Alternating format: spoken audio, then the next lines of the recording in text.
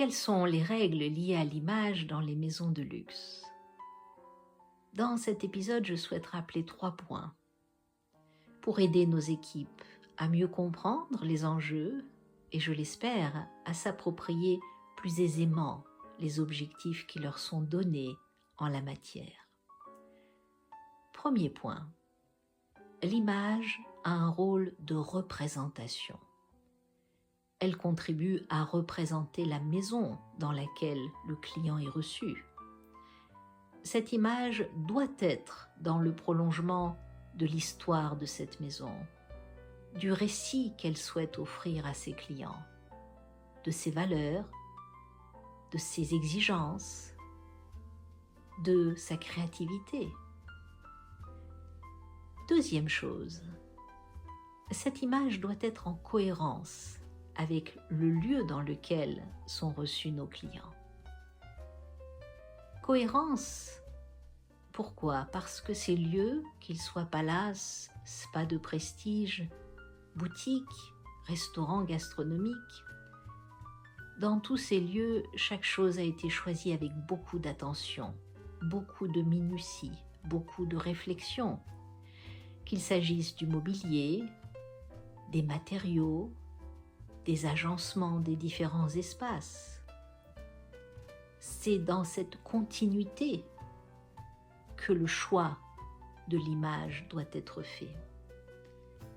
Et enfin, troisième chose, chers amis, l'harmonie visuelle des équipes. Dans un même service, il convient que les équipes respectent les mêmes règles du jeu en termes d'image. Les mêmes souliers, les mêmes règles de coiffure, de maquillage, le soin porté au rasage de la barbe, à la manucure, au cirage des souliers. C'est dans cet écrin d'élégance qu'un deuxième écrin s'exprime, l'écrin de notre image.